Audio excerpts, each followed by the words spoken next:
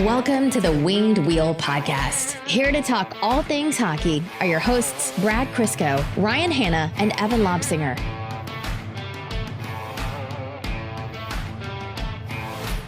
I do like this tradition of anytime Evan isn't on an episode, we have Ken and Mick on the episode.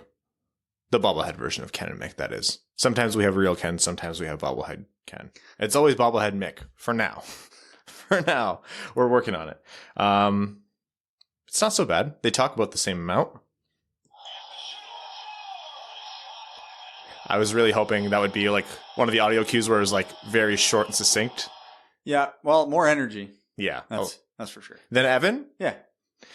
Evan is if they put him in a lab, like an audio engineering lab, he'd be excellent test fodder for audio engineering students. It's like, hey, you need this guy's voice, but you have to somehow filter out all of the world's loudest head scratching, which seems to be a product of his hat, but he refuses to not wear the hat.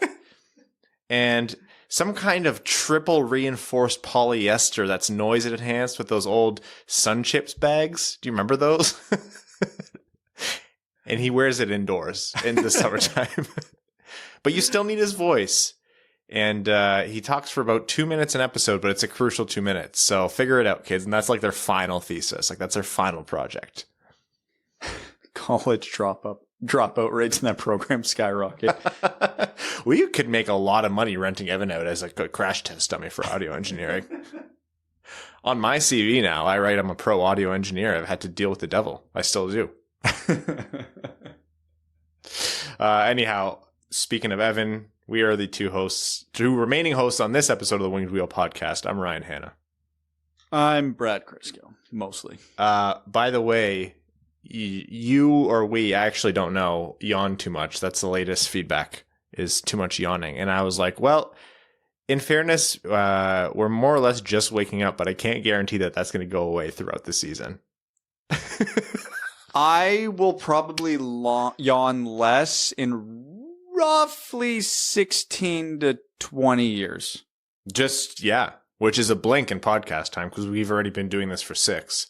Yeah, so just like, times it by 3 to 4, and then I'll be less tired because, I'll actually get to sleep at night and sleep in a little bit and, generally have some downtime. Now I'm going to be an asshole and make fun of you for saying times it instead of multiply it by. Don't care. They understood it. You're further than me than most episodes, so I'm not as scared of the knife that you have. Winged Wheel Podcast knives. Have an enemy? Want to make one? Okay, on this episode of the Winged Wheel Podcast, we are going to kick off our divisional previews by starting with a conference preview. Last episode, obviously, there was a pretty major piece of news that we needed to dissect, which took up the time for a usual division preview. So we are doing both Western Conference divisions in this episode, as well as an interview with Mike Commito, author of the Hockey 365 book series. The second period has just released yesterday at the time of recording. We recorded that interview with him yesterday as well. So a lot of great fun stories from Mike in that interview, as well as insight into the LA Kings, who he works for. So good way to transition into those divisional previews and some Red Wings news, which we'll cover first. But before all of that, I do, of course, want to talk to you about the Jamie Daniels Foundation, which is an organization that we're very, very proud to be partnered with. The more we talk about substance use disorder, the faster we can end the stigma and get support to those in need.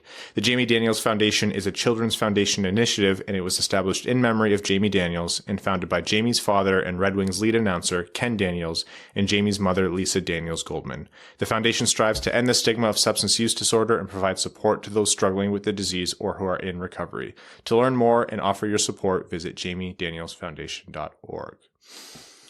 Okay, last episode, we had discussed the Tyler Bertuzzi unvaccinated decision, whole ordeal, and we had hoped to just cover it once, get it over with, and only discuss it again anytime it was relevant. Anyways, this is the very next episode, and here's an update. So I believe within the world of the NBA, there was an exception that has been provided to that league to allow players from opposing teams into Canada to play the Toronto Raptors in Toronto. So that exception comes with a myriad of different conditions. So whoever comes in, they're going to face very, very severe restrictions on what they can do. But altogether, they would allow unvaccinated players of the NBA in under special circumstances.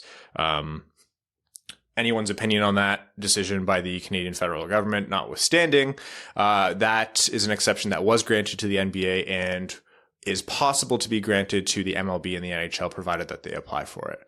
And so the initial reaction from Red Wings fans and fans of, the New Jersey Devils and the Edmonton Oilers and fans of teams across the league who have, publicly known unvaccinated players are like, oh, so can these players now play in however many X number of games that they're going to miss in Canada? The answer in the NHL is no, because Bill Daly and the NHL have come out and said they are not going to apply for this exemption. They are going to move forward as is. They have very few players who are unvaccinated, and the statement didn't go into a lot of depth, but I think what we can gather here is one of two things, or maybe two of two. I don't know what your opinion is, Brad. First, not a lot of players, probably not worth the administrative hassle, the restrictions hassle, the liability, like how much, it's a lot of political capital to use. It's whatever it might be. We don't know how severe the restrictions are going in. And two, the NHL is saying it's 10 to 15 players or whatever it might be. Why would we accommodate them when everyone else is doing it? So maybe this is another pressure tactic by the NHL. Yeah, it's absolutely a pressure tactic because they can strong arm the players, whether you think they should or not, just because there is so few of them. And the NHL probably doesn't want to go through another year of COVID-19 protocols and people missing games because they're in the protocol, or they've had exposure, or they've actually caught COVID-19. And the NHL clearly wants 100% vaccination rate.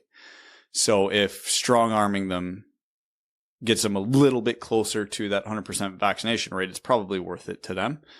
But I think by and large, the main reason here is it's probably going to end up being less than 10 players, because a couple of the ones who were publicly unvaccinated, Bodie Wild and Zach Ronaldo, have been banished to Sweden in the AHL. So given that we haven't heard more prominent names to the level of a Tyler Bertuzzi and a Mackenzie Blackwood, it makes me think that number is going to be in the single digits of players who are actively playing in the NHL this year. Because like it or not, teams aren't going to recall AHL guys who aren't vaccinated. They will likely bypass them for the next player in line who is vaccinated, because they don't want to go through the protocol and they don't want to deal with all the extras that come along with it, fair or not. I think it's fairly simple as to why. Yeah. It's not worth the headache, and they want the vaccination rate at 100. So if it applies pressure to these players, hey, we're going to inconvenience the hell out of you and you're going to lose salary until you get the vaccine, so be it. Yeah, and I don't think the NHL would ever say that part out loud. No, God, no. They would never say that part out loud. No. That is absolutely not going to be public policy. Yeah, that's the quiet part. And what it comes down to, again, without distilling opinion into this, it comes down to wanting as much uninterrupted hockey as possible. These owners have lost a lot of money. These players have lost a lot of money. The league is going to prioritize cash, as we can see from everything from ads on jerseys to the vaccination restrictions to everything. They want as much hockey as uninterrupted as possible. Okay, something else I want to cover quickly. I actually didn't mention to you in the pre-show. Andrei Deniskin in the UHL, the Ukrainian Hockey League, was ejected for one of the most disgusting acts of blatant racism I've ever seen recorded on the ice. He mimicked peeling a banana and eating it, gesturing towards black opponent Jalen Smerik, who I believe is a Detroit native, actually. I know he's Michigan for sure. I understand this is like hockey meathead, like caveman testosterone angry part of me speaking, but how the hell did that guy leave the ice with his teeth? I just cannot imagine a quicker way for everyone to hop the boards and absolutely bum rush that guy and make sure that he regrets that that specific act for the rest of his life. Well, I only caught the very end of it. Like the only video I saw was basically 2 seconds before the gesture. Yeah. So I didn't see the scrum or the altercation or whatever that led to the gesture, but in a typical coward fashion, he waited till the refs were there. Yeah. He waited till there was nobody within swinging distance of him. He waited till he knew they couldn't do anything about it because the refs were there to protect him. So, yeah, I don't know if he got tossed out of the game or whatever. He did. But He got ejected, yeah. yeah, so the other team mainly didn't have a chance to get at him, and then the response from the IIHF was, we condemn this strongly, and then handed down a nothing sandwich of a suspension. Well, that wasn't them. That was the UHL, I believe. Yeah, but they're sanctioned in coordination with the IIHF or whatever it is. It's a 3-game suspension plus 10, but apparently if he pays a certain amount of money, he can get around the 10-game suspension. And I would not be surprised to see further something for international play, but how much international ice was this guy going to see? Look, I don't pretend to be an expert into the rules of the UHL, but whatever they dictate, if you're the commissioner of that league, you have to call for, extreme circumstances or whatever it might be and just get that guy's ass out of the league. Does not belong in hockey, plain and simple. Fuck that guy. Yeah, like, I'm sorry. Apologies for anyone who's listening with kids in the car. I'm sorry. I owe your parents a drink, and I owe you, I don't know. You can slap Brad when we all get together at the meetup, but absolutely no way. It pisses me off that guy was able to do what he did and leave the ice. The world of hockey has not been this unified on something in a long time. Yeah, honestly. Like, legitimately, the Tampa Bay being 18 mil over the cap was more divisive than this. I just wanted to call it out because it's something gross.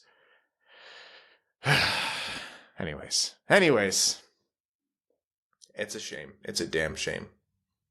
Yeah. Proud of Jalen for taking a step back from playing in that league and doing what he needs to do. And if he ever goes back and plays, I hope it's the right situation for him. And if he doesn't go back, proud of him for making whatever decision is best for him. Yeah, his leave of absence is likely him talking to his agent and said, "Get me a contract anywhere else, please." Yeah, anywhere else.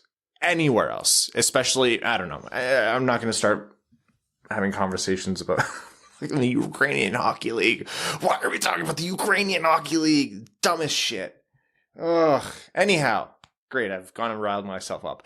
Why don't we do something fun here? Why don't we jump in to the interview that we had yesterday with Mike Commito, author of Hockey 365. A lot of good fun, a couple of really great stories in there, and a preview of the LA Kings. So without further ado, that interview with Mike Commito. So Mike, the last time we talked, this podcast was recorded in a basement of one of the other hosts. I'm not showing you a view. I'm just showing you like the corner of the studio right now. It was, I don't know how many years ago. The passage of time means nothing. And you had just published the first edition of Hockey 365. And here we are today. I promise you we're in a studio. You have now, just as of today, released your second book, Hockey 365, The Second Period. Mike Camito, welcome back to the Winged Wheel Podcast. How does it feel? Thanks, Ryan. It feels good to be back. It's funny. So that was 3 years ago, and you said you were in a basement. I was actually, we had scheduled it in the evening, and I was coming back from a work trip, and I had just landed at the airport, and I took the call from my phone while my buddy drove me home, and then I stayed outside and finished the call outside my house. I think it must have been around, the book came out in September, but I feel like it was a cold night, but I couldn't go in the house because like my wife was in there with my daughter who was probably just going to bed. So I champed it out outside for you guys, but it's nice. I'm inside tonight, so it's good. And you're in Sudbury. No wonder it took you 3 years to come back on the show. I'd be pissed. Had to make sure that I got a nice cozy spot in the house before taking any more invitations. Well, I'm glad we learned our lesson this time and didn't scare you away. For listeners new, which there are plenty of you since the last time we talked to Mike, Mike Commito is the author of the Hockey 365 series published by Dundurn Press. He's also a contributor for the LA Kings and director of research and development at Cambrian College. Research and development, is that right? Yep. Yeah. And so Mike wears a lot of impressive hats, and honestly, just the Hockey 365 book the first one has been fantastic to just have around the studio and pick up and either read on the day or, skip ahead quite often. But tell us a little bit about this series and specifically about this second version of the book. Yeah, well, thanks. I appreciate that. It's always nice to hear that it's being used, as a resource, or that, and even that you have it, I think is a great thing. However you're using it is fine by me. But yeah, it's the first book, and I mean they're both pretty much the same concept, right? But it kind of originated from a lot of the stuff that I was doing on social media, sharing daily moments in hockey history on Twitter. And then as I started to do more writing, I started kind of building up a portfolio of different hockey stories. And I just kind of thought that, maybe there's a book idea here, right? I've thought of like how word of the day calendars are a thing that people have on the side of their desk. Maybe there's a way to take some of these, facts that I was sharing on social media and some of these more expanded stories and put it all together in a book and tell one story for every day of the year. And so that's honestly how it started. It came to me on a beach in Mexico in the winter of 2017. I was reading Val James's book, who was the first Black American player to play in the NHL. And I was reading his book, and I just thought that at the time I was reading nothing but hockey books, and I just figured, this is really what I'm reading all the time. This is really what I should be writing a book about. At the time, I was under contract with the University Press to do something in a very unrelated field, and I just thought that why wait until that other contract was done? If I wanted to write a hockey book, I should write a hockey book. And so basically on the way back home on the flight, I'd scribbled out an outline that was basically the format for what Hockey 365 would be. And then when I got back to Sudbury in the cold winter, I started to get together a more, structured framework. We started working with an agent to get the book kind of shopped around.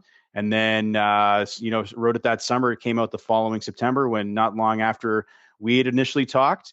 And then it was kind of, I'd always knew that there was probably going to be another volume, just because there's so much hockey history out there that you could fill many volumes with different stories, especially given the fact that, it's 3 years have passed since the first book came out, and there's been a lot that's happened in the hockey world then that I think, warrants some attention in this book. And so I hadn't actually planned on writing the book when I did. It just so happened that because of the pandemic, a lot of the stuff that I was doing for the Kings and for the Sudbury Wolves here locally was kind of on hiatus. And I thought, if there was ever a time to start a project that is not going to see the light of day for a long time, it might be now, when I didn't have those other responsibilities. Because, I love writing those stories that you share online that are shared immediately and you can see, the return on them. But a book is like a process that takes months, and you never see the return until almost, a year or so later. And so it just kind of made sense that, that would be the time. My wife likes to say that I didn't tell her I was doing this. I just went ahead and did it. I like to think that I talked to her about it, but she insists that I just did it. And we just kind of dealt with, trying to balance writing a book in a pandemic with two little ones at home. But it's okay. The book is out now. We all survived. But yeah, that's kind of what happened with the initial idea for the book, and then just kind of revisiting now in the last year or so. It felt like the right time, and I had a lot of fun doing the second one. Learned some things along the way from the first one, but all in all, it's a great, you and I are talking on the day that it is officially released. So it's a great feeling. That's right. You had your launch with Jeff Merrick earlier today, another friend of the podcast. So your head must just constantly be floating around with random hockey tidbits, whether it be like in 2 weeks, Austin Matthews scored his first ever hat, or whatever that is. I actually think that might actually be in 2 weeks, Austin Matthews, because his first NHL game, he scored 4 goals. Yeah. October 12th. There's yeah. So I should know that, it's true though, because I even obviously I have my tweets are always set in advance because I can't possibly fire them out during the workday. Not a good practice. So they're always loaded, but I always have these reminders in my calendar to say, this happened on this day though. So don't forget to put the video out, because you can't preload a video most of the time. And so it's constantly things of making sure, did I get this thing from last year? Like with the Lightning winning the cup, last year, I didn't have a tweet for that day. So I had to remember, when did the Lightning win the cup? And you got to make sure that you hit all these moments. So yeah, it's a constant, battle for I think horsepower up in the brain to try to balance work, home life, making sure that this hockey history fact goes out this day. You have no excuse for ever missing a birthday. You realize that, right? You can never forget one. Really set myself up for that, right? It's like you can't remember my birthday, but you remember that Gordie Howe scored a hat trick on this day. Well, on that note, filter through and find your favorite, maybe some Red Wings related stories. What's your favorite Red Wings related story that you have, or one that's in this new book? Yeah, no, and it's funny because I remember when we last spoke, and I knew that you guys are obviously a Red Wings podcast. Didn't have the foresight to actually like pull any stories out before we did the interview, and I actually remember you guys asking me, and I think I had like outside in the cold a panic moment, saying like I don't know if I even had a good idea. I think after I got in the house, I thought of some, and I'm like I should have said that, but I came prepared this time. I have a few in front of me. One of the ones that I had talked about with Jeff Merrick today for the launch was the Gordie Howe night. And so the Red Wings did this on March 3rd, 1959. And I love these old player nights that they used to do. The league obviously doesn't do them anymore, but back in the day, it was pretty common for teams to celebrate players that were still active and on the roster. And the thing that was always notable about these nights was that typically players performed poorly on those nights.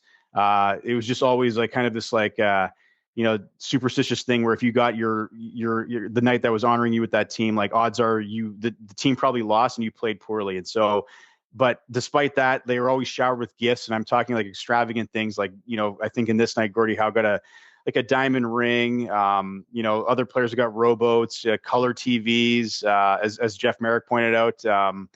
All sorts of like grandiose things that you wouldn't see now when you celebrate a milestone in the NHL. And so for Gordie Howe's night, they give him all this stuff that he's going to take home and do with whatever with. But then at the end of the celebration, they bring out this old Oldsmobile on the ice, and it's wrapped in cellophane. It has a bow on the top of it. And what Gordie doesn't know that his parents are in the car, and his parents at that point hadn't seen him play live in the NHL. And so as the car gets closer, he realizes that his mom, Catherine, and his dad, Albert, are in the back seat. And he goes to grab the handle to open the car, and he sees them, and he just kind of has this moment where he bows his head because he's just so surprised and caught off guard because he had no idea that they were coming in from Saskatchewan, right? So it's one of those moments where it's obviously there's no visuals in the book, so there is no picture of Gordie with his head down, but I really like that one because obviously in today's age of social media and travel, like that moment would never happen again, right? Like you're typically at an early age, your parents are seeing you play hockey. And if you're making the NHL, odds are one of them, if not both of them, have seen you at some point, whether they've had to go to a different city to see you. They followed you around. But I think certainly in 1959, coming from the means that the Howe family came from, that wasn't necessarily possible. So that's a really cool one for me. It always sticks out. But again, I love it because of the old, the traditional nature of those player nights. And, we don't see those anymore. But I just loved we're going back and pulling an article for any player night and just seeing the list of all the gifts and just being like, wow, that's a pretty nice haul. So the Wings are obviously a very storied franchise. Was it difficult to not overload the book with just a few franchises with like dense histories, like the Red Wings, like the Canadiens, other original six teams, really? Yeah, no, I think that's a good point because obviously when you go back and you look at NHL history, like because they've been around for as long as they have, you could definitely go, I think, in too many, like in focus too heavily on those six teams. But I tried to balance it out. I mean, I think it's not a secret that I'm a Leafs fan, so obviously we're part of that same era where I could have, I think, leaned heavily on that. But I'm mindful of the fact that not everybody's a Leaf fan and a lot of people don't like the Leafs. So I didn't want to write a book that would just appeal to me. So there are quite a few Red Wing stories in the book, but by no means, I think, is it slanted towards, the Wings or the Leafs or the Canadiens, the Bruins. I think there's quite a few stories that represent those franchises from the original six era. But I've been mindful, I think, especially with the first book, having gone through to noticing that I didn't really have a lot of Minnesota Wild stories, for example. And so I made sure that I think almost every active club is covered in some way. I might be off on that. It's been, when you're in the moment, exactly what you're writing. Then as the months go by, you forget, oh, actually I did write that story, or I forgot all about that story. So it's, I think it's a decent amount of representation, but it's not necessarily overkill. I think one of the fun things for Red Wings fans is that in the book, I account for leap year. So there's a February 29th day, which, you would think is difficult to find something significant that happened on that day. In the first book, it was Gordie Howe happened to score his 800th goal on February 29th, 1980. He was obviously not with the Red Wings at the time. He was with the Whalers, but still, that was a good moment. And in this book, it was when Nick Lidstrom played his 1,000th game. And that was 2004 on a leap year, or a leap day, sorry. And so that's an interesting one too. Not necessarily as interesting as the Howe one, but I was kind of able to go back and found some old, some interviews that Lidstrom gave at the time where he talked about joining the league. And at the time when he was a rookie, I forget the player's name on the Red Wings, but he reached the 1,000th game milestone that season. And Lidstrom couldn't imagine playing that long that he would reach 1,000 games. And of course, he ended up playing, well after that date in 2004. So kind of a cool retrospective on his early career as to hopefully getting to that point. And then, his goal after hitting 1,000, hoping to play on and potentially go after that, that most games played milestone for defenseman. He obviously didn't get there, but he got pretty darn close. All right, so I'm not going to ask you to spoil the whole book because we want people to read it. But you had a second go around at this, and after the first one, and after promoting and doing speaking engagements and talking on Twitter and having your brain was already full of hockey stories. Were there any stories that made it into the second book in your second round of research where you were like, "How did I not find this the first time? This is a great story. Like, I'm shocked that I didn't know this." There was a couple from the first book where I'd made mistakes. And so I actually had to chuck them out of the first one because I got the day wrong. And so I had to actually find an entirely new story. And then I was able to save those for the second book. But that's a really good question, because I think at the time you are I know that if I think back in the 3 years that preceded this book coming out, I was filing things away, in my mind, not necessarily on paper, because like I said, I didn't plan on writing it when I did. But I think there was a moment in the second writing process where I had already written a story for, I forget the date, I think it's February 22nd. I don't even remember what the original story was, but I had remembered I was going for a walk one night, and I'm like, that's the night that David Ayres, beat the Leafs. And this was obviously just maybe 5 months ago, right? This was right before the pandemic happened. And so I was like, I have to put that in there. As much as it pains me, it's a pretty significant moment. He was the first E-Bug to win an NHL game.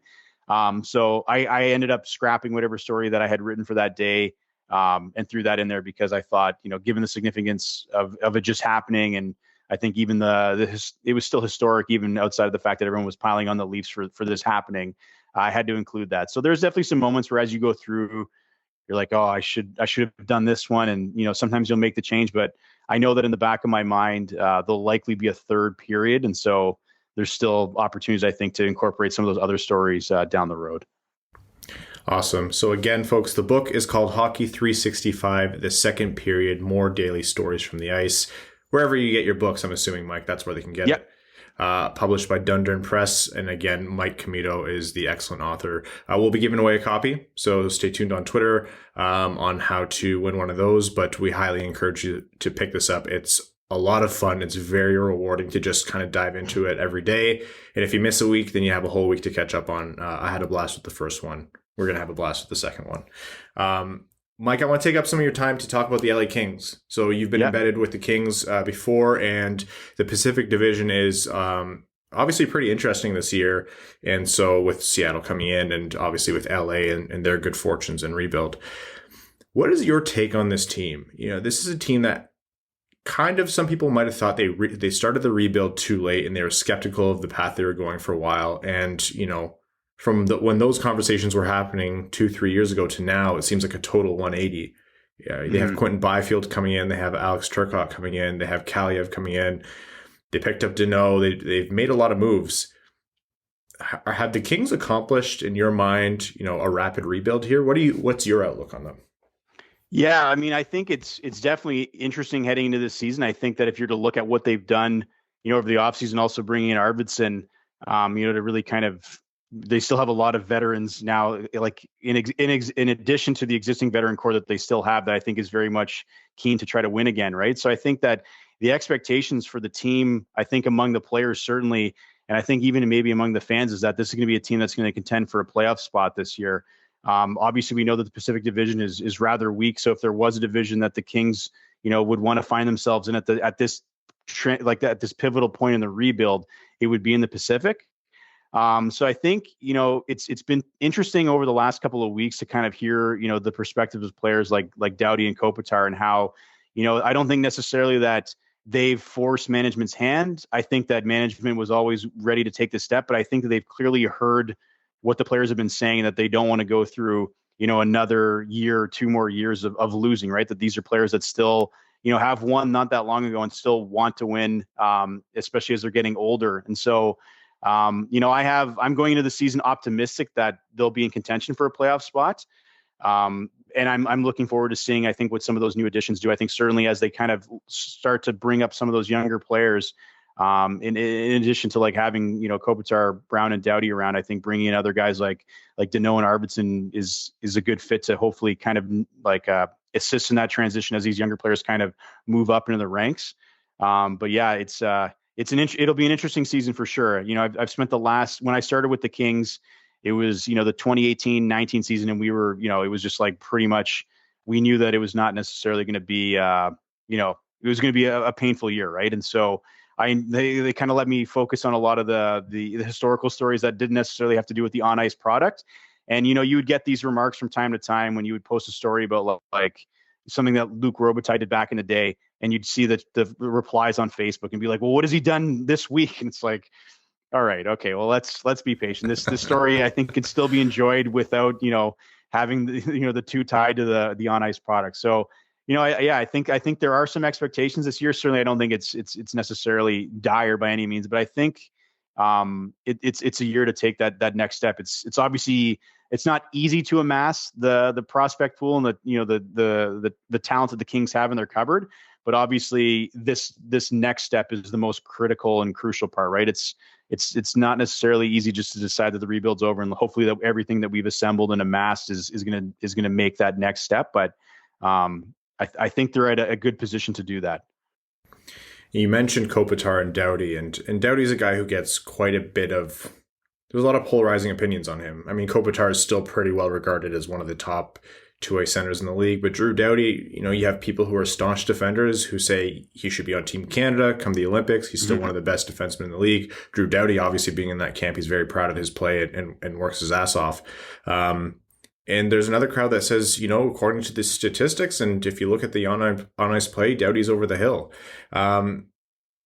How pivotal is it for that Doughty Kopitar core to perform to bring this team to the playoffs, or do you think there needs to be support from elsewhere, i.e., a phenomenal season from Peterson, or I think Mikey Anderson is projected to have a much bigger role this year? How does that dynamic work, at least in your mind? Yeah, no, I think it's definitely going to have to be like an all systems go type approach. I think certainly Doughty's motivated this year. I think he was on.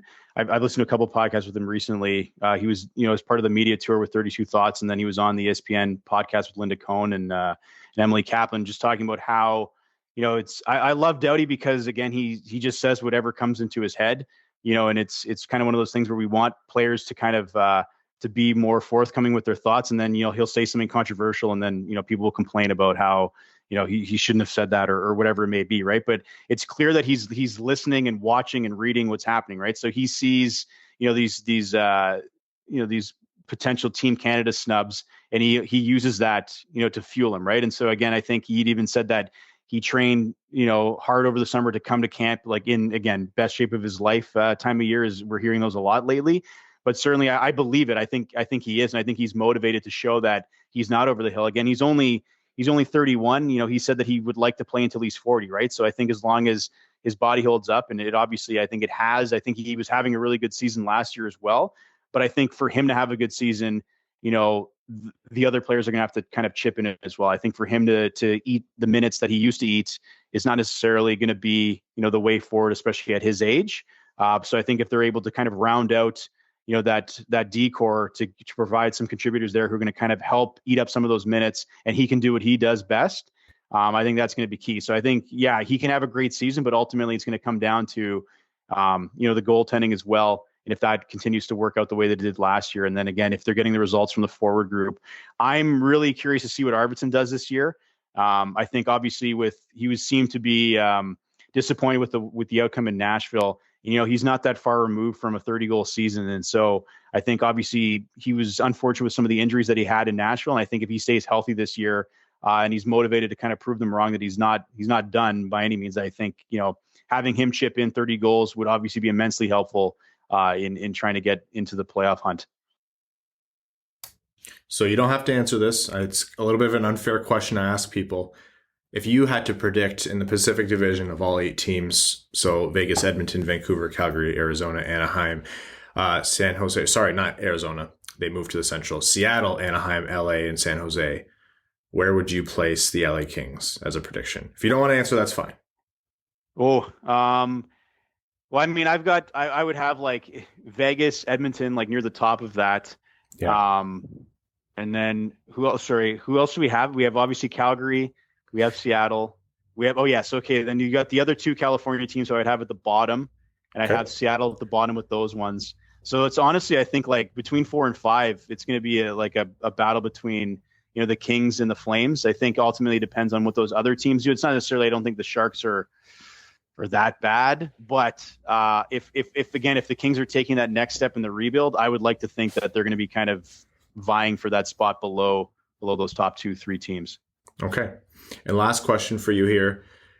You're a hockey historian. The LA Kings have one of the best across the board uniforms or jerseys in hockey history, aside from their current ones, in my opinion. What is your single favorite LA King jersey in their history? Yeah, I mean, I love the Forum blue and gold, but I, like, as a kid who grew up in the 90s, when Wayne Gretzky was there, like the black and silver, like Chevy logo is still like my favorite, just because of the era. Like that's what everybody wanted when they were younger. Even if like I wasn't a Kings fan when I was a kid, but I was obviously, Gretzky was the greatest player in the game. And so like you gravitated towards him and you gravitated towards the rebrand that they did when he got there. So for me, when they did the reverse retro last year, where it was like the Chevy logo and I get purple and gold, like it was unreal. Right. So like, I mean, I wish they did that more of that. I'd love to see them bring back those colors just because it's unique. Nobody else in the league has those colors. And I thought it looked really great, with the Chevy logo. But for me, that's the Chevy logo, whether it's in black and silver or purple and gold. That's number one for me. And I think that'll never change just because of the era in which I grew up in. You'd be hard pressed to argue another case for me. Well, for a team that has no wrong answers for their jersey history, that was actually the incorrect answer. The correct answer is the sash with the Burger King on the chest. Oh, yeah. No, I love the purple and gold was my personal favorite. So when they mixed that with the Chevy logo badge, I was like, oh my goodness. Yeah.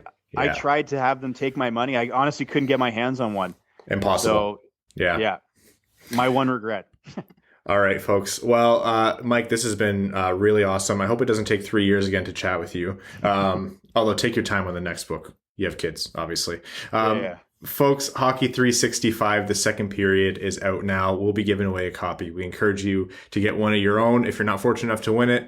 Anywhere where you get your books, published by the Dundurn Press, at Mike Commito on Twitter. Go give him a follow. He's excellent follow for posting hockey history. Mike, thank you so much for jumping on the show. My pleasure, Ryan. Thanks for having me. And we are back. That is our interview with Mike Camito. Loved his choice for best jersey, but I still am adamant. Best LA Kings jersey, but I still am adamant that the Burger King was the right choice. It's god awful, but it's the only awesome. choice.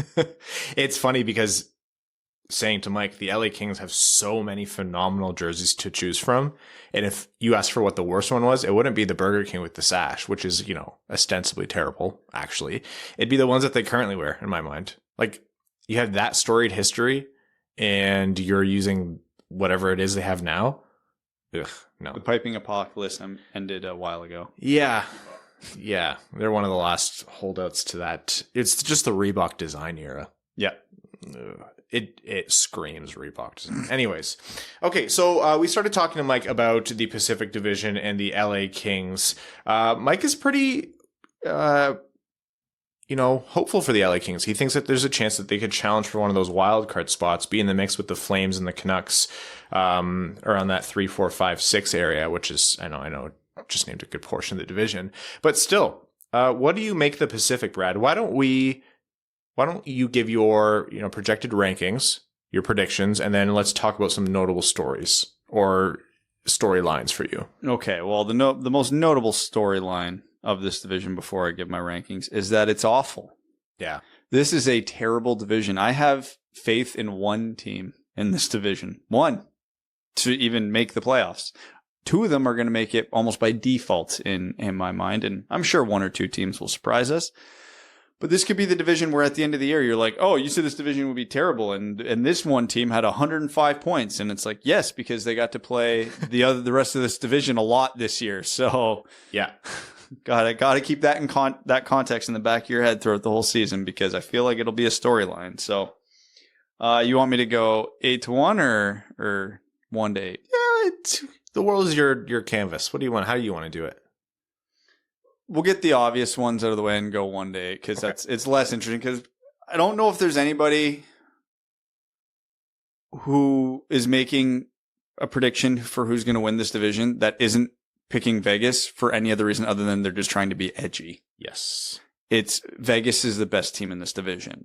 There's a lot of room for them to implode here. I don't love their top end scoring. I don't love their full defensive depth. I do have faith in Robin Lehner, but he has been kind of injury prone, but not all that much recently. And he was good in the playoffs, that one game notwithstanding. So yeah, it's Vegas. They have the most talent and the most depth in a bad division. So I think Vegas probably wins that division pretty comfortably. Okay. I hate every other team in this division from a competitive standpoint, but someone's got to go too here. I legit would pick 5 or 6 teams in the Central ahead of number 2 in this division. So, you think that lowly of a team that has Connor McDavid and Leon Draisaitl? Yes, I do. Yeah, that's fair. Look at their defense and their goaltending. I'm not confident they make the playoffs. No, they are going to make the playoffs. Let me be very clear. I am putting them at number 2 in this division solely because of Connor McDavid and Leon Draisaitl. I like Nugent Hopkins and Zach Hyman and Darnell Nurse. They are not enough. They are not enough to get a team to the playoffs. They are an okay secondary players to an okay team, but the Oilers have Connor McDavid and Leon Draisaitl, and that is single-handedly going to win them a bunch of games. Nurse and Barry are not a bad top line to be deploying over an 82-game season. For a fringe playoff team. Yeah. It's the fact that your second pairing is likely to be, Keith Ceci? That's like, that shouldn't be an NHL pairing. That shouldn't be a pair that plays in the NHL. I will say Cody Ceci had a quiet actual redemption a little bit, but for a second pair on a team that wants to be competing for cups, if Connor McDavid wins a cup with that as his second pair in defense, it'll be because Connor McDavid scored 1,000 points in that playoff run. Yeah, if this team wins the Stanley Cup, constructed as they are, we need to shift the conversation from who's going to be better in their career, Crosby or McDavid, to McDavid or Gretzky, because that would be a miracle. It would have to be because Evan Bouchard has just skyrocketed to be their number 1 to 3 defenseman. Which actually, he probably will end the year as number 3 defenseman. Pick 2 random depth players who just inexplicably scored 30 goals. Yeah, Devin Shore and Warren Fogle are just going to absolutely light it up. Yeah. Don't get me wrong. I hate the long-term moves the Oilers made, but they're probably better this year than they were last. Assuming Mike Smith is close to what he was last year, which is extremely unlikely. But hey, here we are. So yeah, I'll go Edmonton number 2 because McDavid. Okay. Number 3, I didn't think this at the time, but reviewing the whole division, again, it's kind of by default and for the exact opposite reasons of the Oilers, because on this team, I really, really like their defense and I really, really like their goaltending, and I have no idea who's going to score goals for them. The Seattle Kraken. Really? I really look at their defense and look at their goaltending. That's enough to win you a bunch of games. If Jaden Schwartz and Yanni Gourde and Jonas Donskoy and their other myriad of middle 6 forwards can just scrape together 3-4 goals a game, that should be enough. It's like they're what we thought the Vegas Golden Knights were right at the beginning, which was a lot of good players, but none of them are superstars. We know how that ended up. But Gourde, Schwartz, Eberle, McCann, Yarncroc, Donskoy, They're not. That's not bad. They don't have weaknesses. That's the strength of the Kraken. Is 1 through 4, they're going to be able to produce 4 good lines. And I could almost argue all 3 of their defensive pairings are better than the the Oilers' top pair. So, well, I don't know about top pair, but Dunn, Larson, Giordano, Alexiak, Fleury, and I don't know, Soucy, let's say, ends up being their top 3 pairs. Like there's no bad players there. That's going to be, as a whole, that is on paper, unless something crazy happens this season, better than Edmonton. Yeah, by a lot. It's just they don't have a McDavid. They don't have a Draisaitl. Man, with Grubauer and Drieger and that, they might finish ahead of Edmonton. I would not. If the Oilers didn't have Draisaitl, very comfortably they would be ahead. Even with McDavid, I would put the Kraken. But yeah, the Kraken are the only other team in this division outside of Vegas where I don't have any concerns. For them, it's just upside. Are they going to score enough? That is the question. There's, like I said, there's no glaring weaknesses. And then the rest of this division sucks. I don't like any of these teams from a competitive. I don't think, I'll just kind of rapid fire this, what I think the standings are going to be, and then I'll just kind of give reasons why. From here, I've got in order Vancouver, Calgary, LA, San Jose, Anaheim. Okay. I think Vancouver has enough star power that it makes up for the glaring weaknesses on their roster. They're basically Edmonton light, except I have more faith in their goaltending, but less faith in Pettersson than McDavid. Yeah. They're going to be fine. Calgary, they are the new Minnesota Wild. They're always going to be good enough to be on that fringe playoffs, but they are not good enough to really, make a ton of noise. I wouldn't be surprised if they end up in that 3rd playoff spot, maybe even 2nd, because again, I have 0 faith in this division, but there's nothing special about this team, but there's nothing especially poor about this team. They're just kind of there.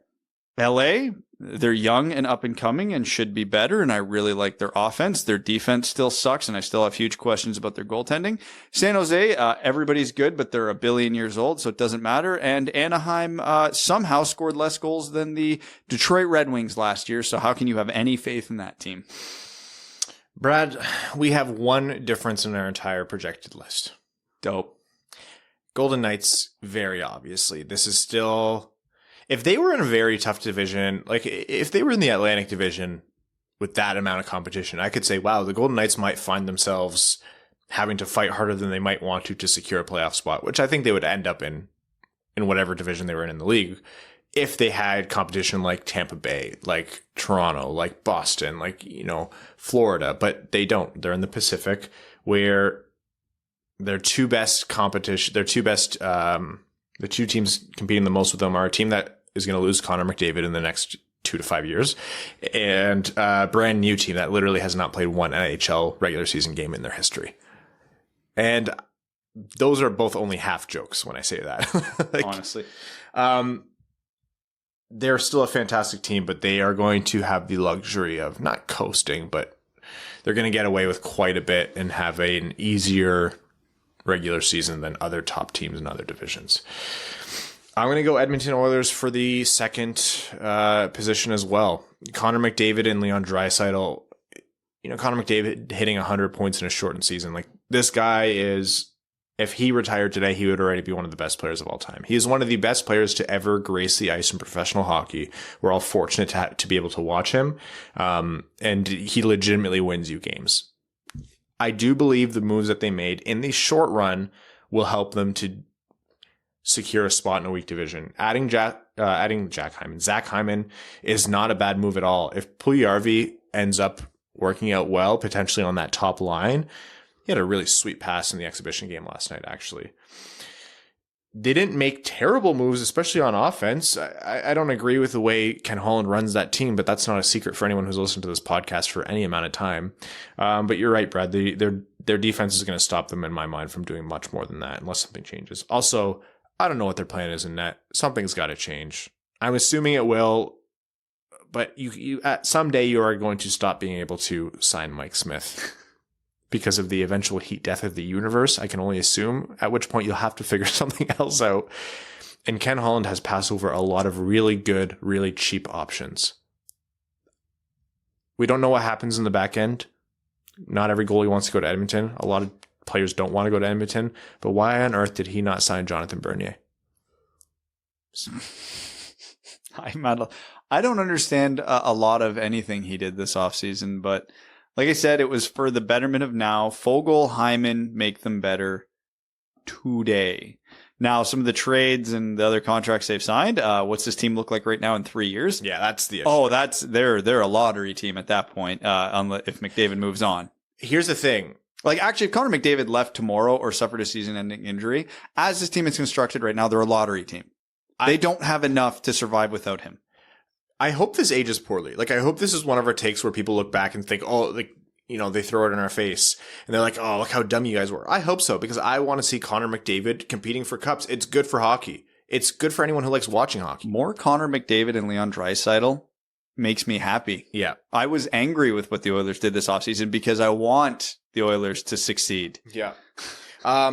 Where we differ here, third overall, you had the Kraken. I'm going to give the Kraken some growing pains, and I'm going to put them at fourth. And I think that's actually a less reasonable pick than yours. Third, I'm going to add the Vancouver Canucks. Ridiculous thing to say for a team that has not signed their two best players. But I'm going to imagine they're going to work it out with Elias Pettersson, and Steve Yzerman is not going to get to offer sheet him. And I'm going to assume they're going to work it out with Quinn Hughes.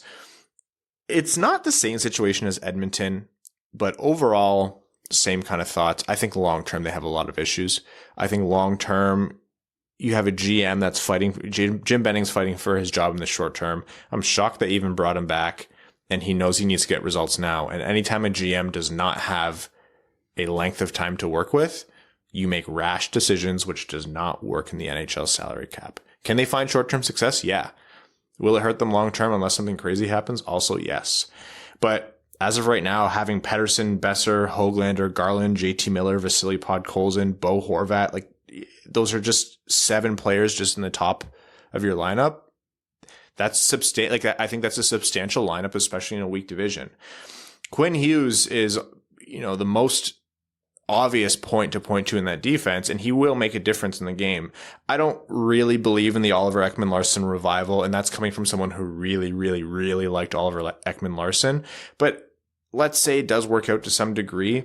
Defense isn't going to be their strongest suit, but they could come up with something there. And then in net between Demko and Halak, I'll assume one of them finds the heat through the season.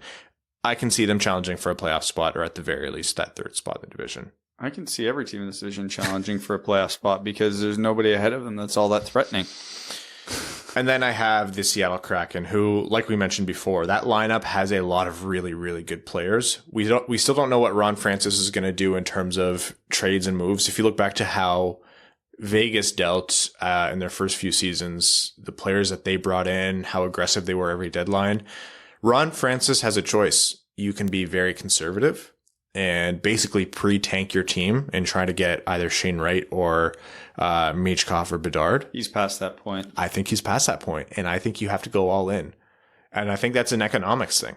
Yeah, I don't like what he did in the offseason, but the team that he has now, they're probably going to be a playoff contender. I mean, they're built to be the Minnesota Wild right now, which do not recommend, but hey, the Minnesota Wild still make the playoffs more often than they don't. This team in the Atlantic, not a playoff team. No. But this team in the Pacific, they have the chance. And then, I agree with you. The Calgary Flames are in that middling part. Like, I can't deny Lindholm, Tkachuk, Gaudreau, Monahan, Mangiapane, Coleman. Like, there's a lot of really strong talent on that team. I think losing Giordano is going to be really tough for them, just like the DNA of that team. That's a really... it's not the exact same, but think of how the culture of the Red Wings, the core, the feeling of the Red Wings changed after Lidstrom retired. Obviously, Giordano's not Lidstrom. That's not what I'm saying, but it's hard to lose that kind of player. So I'm curious to see what effect that has.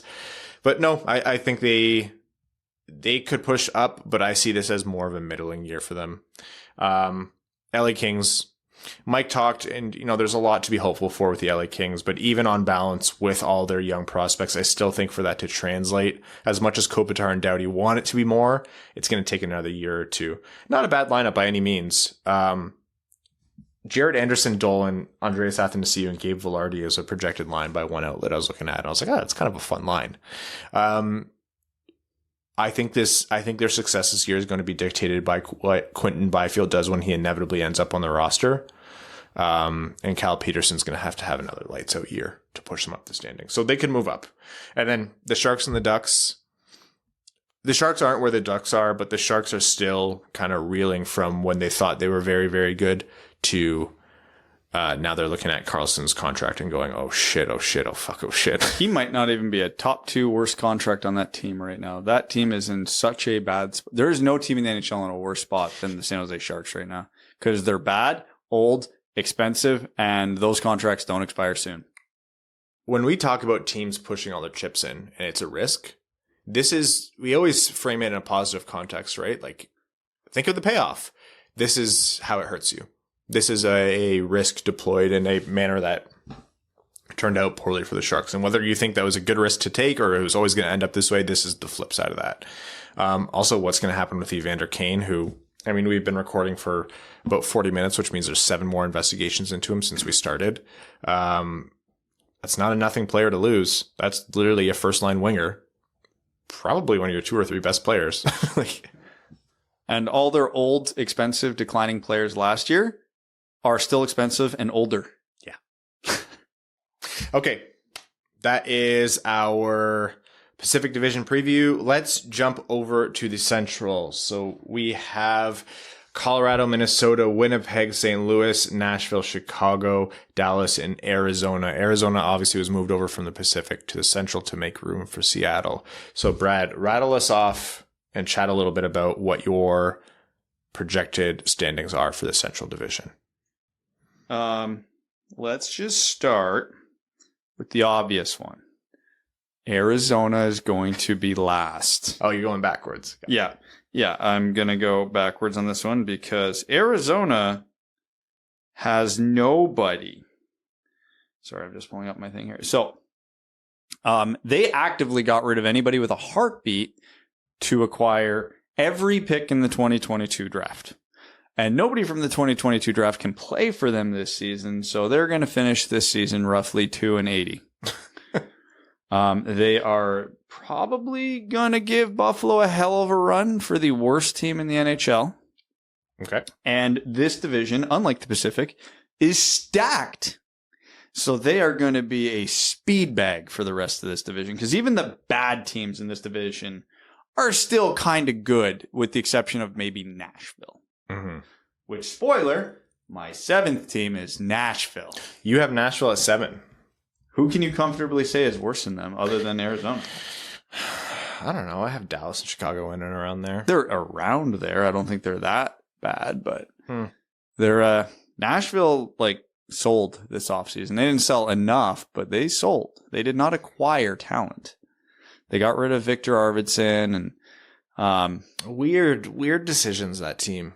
Yeah, I think they know the writing's on the wall, and they're kind of in the same boat as San Jose where a lot of their key players have steeply hit their decline and they're still very expensive for a while, so they're kind of up the creek without a paddle, but that's where they are. Next, I'm going to put Chicago. Okay. I don't think they're bad. I think they are going to be far closer to competing for a playoff spot than they will be for competing for a lottery pick. Again, long term, I think this offseason put them in a great situation to fail. But in the short term, they're definitely better. They've got the reigning Vezina Trophy winner. They got Seth Jones. They're getting Jonathan Toews and Kirby Dach back. And DeBrinket's just going to be older, another year older and better. Patrick Kane's still going to be good. So there's a lot of reasons to like the Hawks and to think they will improve. And I think they will. I don't think they improve all the way to a playoff spot, but definitely better. At number 5, I've got Dallas. They're kind of the early example of what the Kraken might be. Mm-hmm. They have a great defense, a lot of depth in goaltending. You wonder where the goals come from. They're deep up front in terms of they have a lot of quality NHL players, but with Jamie Benn and Tyler, I'll say Jamie Benn's decline and Tyler Seguin's return from major injury. I don't think they have a superstar there. I don't think they... I will not stand for this Luke Glendening erasure. I think they're going to try to score by committee, and that sometimes works, that sometimes doesn't. And other than Miro Heiskanen, there's not a lot of certainties about this team. So Ryan Suter was a nice addition. And again, Holtby as insurance in net doesn't hurt, but I don't think there's anything super special about them.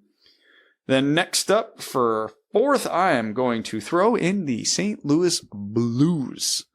A team on the decline, but has made some nice moves. I thought the Pavel Buchnevich trade was a tidy bit of work. They still have Vladimir Tarasenko. They still have a good defense. They still have Ryan O'Reilly. They still have a lot of really good players. They lost Jaden Schwartz and Vince Dunn, which sucks. Hence why I have them in fourth and not higher. They're a fringe playoff team for me, but they're still the Blues. Three, I've got Winnipeg. Okay. The Nate Schmidt acquisition was a tidy bit of work for their defense. They have one of the best goalies in the league. They finally addressed their defensive issue, which is good. They still have Nikolai Ehlers, Mark Scheifele, Blake Wheeler, Pierre-Luc Dubois. They are not hurting for offense. So I think they're going to score a ton of goals. Hellebuck's enough to keep them in most games. And if their defense is even NHL average, this is a team that could probably surprise a lot of people, because from what I've seen, most people aren't very high on them this year. And I think me putting them third is way more optimistic than the consensus, but I get it. I get it. I really like their offense. I like their depth, and I like their goaltending. It's enough for me to keep them interesting. Number two, I think I made fun of them 4 times when talking about the Pacific, but hey, here we are, the Minnesota Wild. Dollar Bill Krill. They needed a superstar forever, and they got one. We're not going to talk about their cap situation. We're just talking about the roster. Yeah, that's the big... that's the caveat. Am I going to have them here next year? Probably not, but I really like Kaprizov. I really like Kevin Fiala. Jordan Greenway is underrated. They still have one of the top defenses in the league. Their goaltending's always a question, but it held up well last year, so no reason to think it won't again this year. And again, yeah, they're a team top to bottom that is very deep, very good, very fast. Joel Eriksson-Ek was a revelation last year as a Selke contender, so if he's even close to that again this year, that's tremendous value for them. So I like Minnesota. I don't expect them to make a lot of noise in the playoffs, but they're a deep team. And then, I mean, I don't think it's a question of if Colorado wins this division, it's just by how many points. Is it going to be close, or do they run away with this by 20 points? Because it's theirs to lose for a million miles. It's the easiest decision, I think. It's next to the Vegas Golden Knights. There's a reason why we keep the West. Colorado and Arizona are very firmly in their spots in this division, and you can interchange just about everybody else. Yeah. Yeah, I'm going to go through this quickly. I'm going to go top to bottom. And annoyingly, Brad, we have one difference again. God. Yeah. I actually had half of mine to put Winnipeg second, which is why I was laughing. But I didn't in the end because of the reasons you stated. I think it would be too high. And because Minnesota did work out the Kirill Kaprizov thing, they got it for me. But yeah, Colorado, obviously first. That's an actual cup contending team. Yeah, I mean, they're right up there with Tampa Bay. They're right up there probably with Florida and whoever else you want to stick in that likely tier. That team is constructed brilliantly. This is when you think about how you want Steve Yzerman to build a team and what patience in the long game gets you. It's what the Colorado Avalanche have and will have. Granted, freaks of nature like Cale Makar certainly help. Having a former first overall pick, Nathan McKinnon, certainly helps. Still, that's what it turns out to be. I'm not 100% on this, but I am going to put Minnesota second. Kaprizov is a difference maker. He wins you games. Talbot and Kakinen have both shown the ability to win games as well. And there's a lot to be said about that defensive core too. So I think they'll be up there, but I don't know. I agree with you. I can't sleep on Winnipeg either. I can't get away from the fact that maybe they're a little bit underrated. I don't know. I wouldn't throw that out the window. I could see Winnipeg easily ending up. They have a lot of variance of where they can end up this season. Yeah, like I said, their defense was garbage, but adding Nate Schmidt and Brendan Dillon was two of the more underappreciated moves of the offseason. And then at 4, I think St. Louis is there as well. I could see them maybe sneaking a little bit further up the lineup, but that's about where I have St. Louis. They'll have to do something with Tarasenko. I don't know how that one's going to play out. It's pretty interesting that nothing has happened, but I guess we had more of a fill this offseason with crazy stories, and that one just kind of dissipated. It's like Eichel, very, very light, right? Yeah, like, we need that. Since Eichel's never getting traded, maybe that Tarasenko trade will come through and give us something to talk about in the next week. And it'll give us a blueprint for how Eichel gets traded, right? Like injury concerns. Unintended. What did I say? Blueprint. Yes, pun intended. It's me, aware of what I'm saying on a podcast. 5, 6, 7 is tough for me. I have Dallas, Nashville, Chicago, and I'm going to stick with Dallas, Nashville, Chicago. In that order. But it's hard for me to look at Chicago gaining 2 top 2 centers in, at least for them, Jonathan Toews and Kirby Dach, and putting them at 7th. I think that is something I'm going to end up being wrong about. Like it or not, I think they're going to end up substantially higher than that. And having them flanked by DeBrincat, Kane, Tyler Johnson, Kubalik, Kurashev, like, it's not a bad group to talk about. They're going to score a lot of goals. My problem with them is when I'm trying to rattle off defensemen for the Chicago Blackhawks, I say Seth Jones, and then I struggle to think of anybody else. DeHaan, Connor Murphy, Jake McCabe. McCabe's underrated. Yeah. Riley Stillman. Great. Yeah. Yeah, I could see Nashville falling there. I was kind of surprised when you put them at 7, and now that we're talking about it, I can see why, on balance, they might be the losers in that situation. And Arizona's Arizona. That team is... Buffalo West is a good way to describe it. Over under 50 points. Over how many seasons? The fact that's not an obvious answer shows you how bad they are. Because you know how garbage you have to be under 50 points? Yeah. Like the 2019-20 Detroit Red Wings were flirting with 50 points. So... Okay, let's jump into overtime here. We don't have a lot of time left, and we want to get as many overtime questions in as possible. Want to start off with, this is a midweek episode. I forgot we're doing midweeks now. This is Patreon exclusive, so our patrons get their comments read out on air as our way of saying thank you for supporting the show. We're going to start with Jake Bloom, who says, now that you're partnered up with the Wings, do you think you can pull some strings and get a real goal horn in the LCA? No, but what we did do is build a nice little comfy couch for Evan in the catwalk of the arena, and whenever they score, he's just going to go, hey! And that's going to be a lot better than what we have now at the LCA. Come on, Abdelkader. Nick Geyer says, hey guys, happy technically first day of Red Wings hockey, and just want to say Ferk, Andre Deniskin, have a good night. Simon says, 27 says, when will Datsuk get in the Hall of Fame? He's still playing, so he has to wait 3 years after he's done playing hockey. So does pro hockey abroad count? Yep. Yeah, well, it's the Hockey Hall of Fame, not the NHL Hall of Fame. Right. If Pavel Datsuk retires at the end of this season, which isn't a guarantee, he would not be eligible till 2025. And to me, Datsuk should be a first ballot, but yeah, we'll see. Yeah. Ryan Lee says, I feel like with the Wings adding Kosin and Nedeljkovic, they have taken over the goalie talk, but I thought Brattstrom has looked pretty solid at camp. I'm hoping he gets some preseason time. Think he has a shot at playing North America, or is he headed back to Europe? I think he's already signed in Grand Rapids, isn't he? I thought he was very specifically brought over to play in Grand Rapids this year. I could be wrong. Yeah, I think that one is Detroit's goalie pipeline's not deep, right? So they're going to have to figure something out in terms of who's going to play in Grand Rapids. Cody Stark says, since you guys get full of anxiety and take up too much time with my tough food and drink questions, I'll ask something else. Rank all of Samuel L. Jackson's movies worst to best. All of them? Best one is... Best is Snakes on a Plane, and worst is Snakes on a Plane. Okay. Actually, that's a really good answer. You're not wrong. Why can't I think of the very, very obvious ones here? Of his good movies? Yeah. There are so many. Pulp Fiction? Pulp Fiction, thank you. I cannot think of the name Pulp My recall was great before starting a podcast, I swear. And we can also count Jurassic Park as a Samuel L. Jackson movie. Yes, we can. We absolutely can. Absolutely. Arjun Shankar says, hey Ryan, when you guys go to the LCA, can you snag a Red Kelly retirement banner for me? Yes, Arjun, I will try. I really thought I'd be buying more jerseys for goalies like Bernier for a few years at least. Poyo says, who's ready for all the Krakens first? I just want to point out that Riley Sheahan scored the first goal in Kraken history. He's also the first player wearing number 15 to score a goal in franchise history. And I just want to say, historic. Jacob Snyder says, hey guys, new patron here. Jacob, thank you so much for your support and welcome to the Dub Dub family. He says, from the least memorable part of Canada, good old New Brunswick. Keep up the good work. I don't think New Brunswick's the least memorable. No, I think he's right.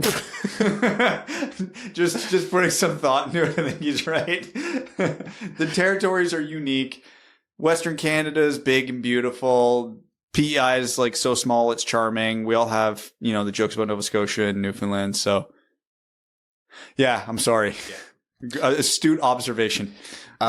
Greg P says, I love that this was posted 9 minutes ago and there's already 8 comments. Diehard Winged Wheel podcast fans are the best. Can't wait to meet everyone in a couple months. Mark Chandonnet says, honest expectations for Nedeljkovic this season. I can't see him putting up numbers anywhere close to what he did in Carolina. Yeah, behind a much worse defense, it's not going to be the case. It's going to be like Bernier. We're going to look at every night and go, wow, this guy is absolutely unreal. And that 9-12 save percentage does not do it justice. Jake Kiefer says, do you think Morgan Riley should be a potential UFA target for the Wings, or does that really depend on the steps Sider and Hronek take this year? If he is, would he be worth overpaying for on the open market? So my opinion right now on the free agent market for Detroit is basically no defense, no goaltending, because they are so stocked in those areas in the pipeline between Nedeljkovic and Kosa and Edvinsson and Sider and Hronek and Johansson, and I could keep going and going and going until you really are confident in what you have in those guys. There's no sense overpaying for defensemen. Right now, they need to overpay for a forward. Yes. So if you're going to overpay anybody, overpay a forward, not a defenseman or a goalie, because there's hope there. Colorado 14er says, Jeff Blashill indicated that he enjoys hallucinations to Helene St. James on Tuesday, and that explains a lot. Don't we all? Yeah. Who doesn't? Adam Bybee says U of M's hockey team consists of Power, Hughes, the Luke variety, Beecher, Beniers, Brisson, Duke, Johnson of the Kent, and Samoskevich. 7 first-rounders and 13 drafted players overall. That team's going to be a force. Oh, yes. John Schultz. Good to hear from you again. He says, I'm late, but congrats on Winged Wheel podcast night at the LCA. Noah and I are looking forward to seeing you guys and everyone else we met last time around. With that in mind, Ken Daniels is a national treasure, and his appearances on the pod are among my favorites. What an absolutely down-to-earth human being. Yeah, we can't say enough how much we love when Ken jumps on the show. It feels as natural talking hockey with him as anyone else, more than anyone else, and obviously incredible insight. Ken Holland does not deserve a statue in Detroit, even if I could build a cup winner. Even I could build a cup winner if Papa Ilitch's blank checks were bankrolling me. He's shown that his asset management in the cap era is a dumpster fire. Regarding goalies, I heard it mentioned that Bernier was walking. I think even Ken said this on your pod. His comments in the press seem to say the opposite. Did I miss something? It's been confusing because Bernier didn't want to be traded. Like, he was really nervous about being traded. He felt sick about it, he said. But there was a lot, I don't know, it seemed like a foregone conclusion after Bernier left that he was always going to leave. So, one of those things we'll never know. Opinions change, of course. Situations change. Maybe he thought he can get more money on the open market than Detroit was willing to offer. All of that would have been very fair for the opinion to change later on. Maybe that's something we can get more insight into later. Lastly, you guys did an admirable job discussing the Bertuzzi situation. It was thoughtful and rational, so no one should have come away from that offended. Even so, I'm curious, how bad did your mentions get after that episode? I didn't look. I actually didn't look. I looked at one thing, and it was very funny because it was such a terrible insult. Like, it was just such a weak insult. I'm like, really? That's what you're going to give me? But I genuinely didn't look. I can't. Nope, not on this one. I retweeted the episode tweets and all that, and I'm like, yeah, and bye. That's the last time I'm looking at that. Mute this conversation got a lot of heavy work. Yeah. Matt S. says, you guys have been keeping me entertained while I'm on a 5,600-mile road trip from Michigan to Las Vegas and back in my Shelby Mustang. Going back and listening to the original pods was very entertaining. There are future projections that have not aged well. Yeah, welcome to the show. Keep up the good work as always, dubs. You guys feel free to point out anything we got right, which isn't a lot, but anything. Sam W. says, who do you have your eye on for the 2022 draft? Shane Wright, yeah. Crazy how we both had the same answer there. Yeah, this is weird. I don't know. Beyond him, Logan Cooley's caught my attention this summer, but barely watched any of them. Connor Dukes says if Witkowski and Smith were pro wrestlers, what would their entrance music be? If who? Witkowski and Smith.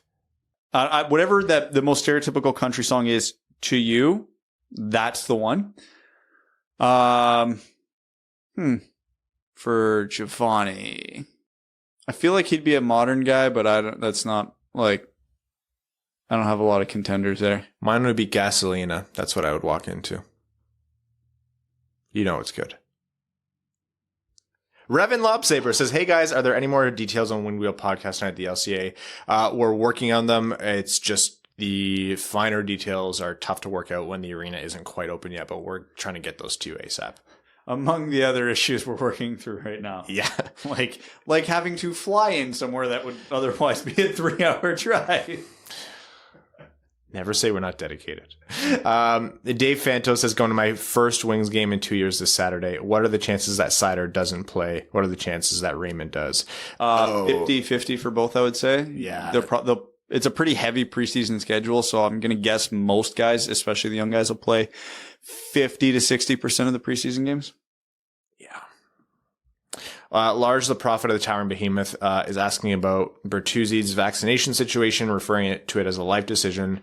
That would mean that his trade value come deadline is shot to hell. Good chance, yeah. Unless with the team trading for him had no more Canadian games left and or there wasn't really a chance of them playing a Canadian playoff team. I was going to say, yeah, even the regular season schedule doesn't matter because if you're an Eastern Conference team and let's say you're the Bruins and all your remaining games are like Florida, Tampa, the Rangers, the Islanders, yeah, you could walk right into the Leafs in the playoffs. And then so the only way his trade value isn't tanked at the deadline is because restrictions have loosened or he decided to get the vaccine. And even then,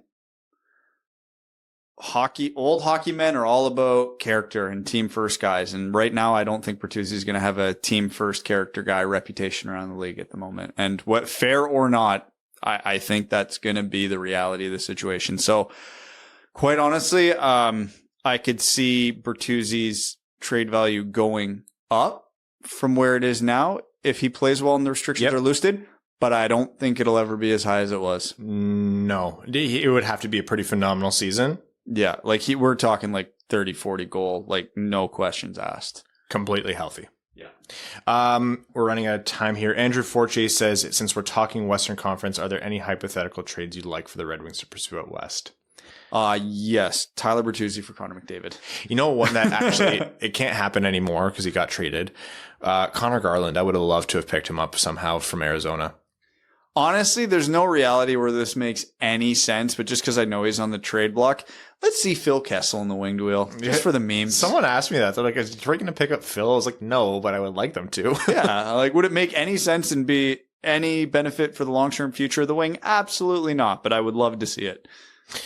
Stevie Langerman says, hey gents, so stoked for hockey starting in every way. The Wings, the NHL, NCAA, the Olympics, and even Brad complaining about Blashill's lines. What do you think of the Seattle jerseys now that you've seen them on the ice? I absolutely love them. I'm not even kidding. I have in production right now beer league jerseys that are our logo on the crack, not our winged wheel, but my beer league team's logo on the Kraken jerseys. This is really great. Stevie goes on to say, lastly, I don't remember who said it, but someone commented on the Patreon comments last week that they've been feeling low, battling depression, and going through a hard time. And I just want to call out that you're not alone, my friend. I'm sure this goes for other listeners too, but I know I've definitely been there, experienced panic attacks, etc. And for sure, I know that it can feel isolating. So I just wanted to shout out that you got this. Wind Wheel Podcast boys, you guys are rock stars as usual. And that's, as always, let's go Red Wings. Stevie, you're a gem. And last comment here from Max 1 million says, I'm sure you know now, but Blashill said the only way Raymond makes the Wings roster is if he makes it so obvious even Mrs. Blashill says he needs to make the team. Now that we've taken to deferring to Mrs. Blashill for roster advice, what are some other things that we need to defer to Mrs. Blashill that are on the outside of her pay grade? Power play. She can't have done worse than Dan Bilesma. And by all rights, she knows her hockey. What's it called? Sorry, Blashills have been in the hockey business for a long time. The transition game. We can defer to her. That can't be worse. I have high hopes for her. I think she'll do well. Sticking to your lines. Building proper lots. Oh boy. Okay. Next couple episodes are going to continue our division previews before we start to get into the Red Wings season preview. And then don't blink, the Red Wings regular season starts soon. An hour and a half after we wrap up this episode is the Red Wings' first exhibition game, which most everyone's going to have a hard time even getting eyes on. Don't read too much into it. But for now, we're going to wrap up. Thank you all so much for your support. We'd like to thank all of our listeners, including our name level Patreon supporters, Arjun Shankar, Yves Bartels on behalf of the Sarah Grand Foundation, Kyle Karagitz, Nick Perks, Brett Bailey, Terry, driver of Crying Ryan, Hannah's Banana Slamma Jamathong, Taylor Tagel, and Pizza, Brandon M, Carl Brutana Nanaluski, Citizen High Five, CJ Sully, Clayton Van Dyken, Craig Kibble, Derek Enstem, DJ Denton, Give Blood, Fight Probert, Greach, Hana Lee, Hassam Al-Qassem, Jacob Turner, Jake Kiefer, James E., Jeremiah Dobo, Justin and the Angry Mob, Kalen Wood, King Tone, Cody Stark, Kyle Hashman, Kyle McClure, Matt McKay, Matthew M. Rice, R.A., Ryan Hubbard, Scott Martin, Snorting Maple Syrup, Stacy Lynn, Stove Iserplans, Joe Santangelo, Zach Spring, Andrew Bohan, Sam Bankson, Adam I Wish I Could Finish Like Ernie, Antonio Gracias, Colorado 14ers, Connor Leighton, currently out of name ideas, Dave W., Evans Bingo Card, Jeremy Brocker, John Evans, Josh Yelton, Kevin McCracken, Quaz, Matt Keeler, Matt S., Max $1 million, Revi DeLuca, Trevor Pevivar, Tyler Bertuzzi isn't a team player, Vaxed Wax and blocked by Tyler Bertuzzi's burner, Zach Handyside, Zach McCann, a driving range superstar. Thank you all so much. We'll see you Sunday. Oh man, 2 weeks. We're here. Thanks for tuning in to the Winged Wheel Podcast. Be sure to check out wingedwheelpodcast.com, where you can subscribe to the show on iTunes, Spotify, or wherever you get your podcasts. You'll also find links to other ways to support the show, such as Patreon, official podcast apparel, and more. And don't forget to follow the show on Twitter at Winged Wheel Pod. And of course, the hosts at Brad Crisco, at Ryan Hanna WWP, and at Hockey Town Evan.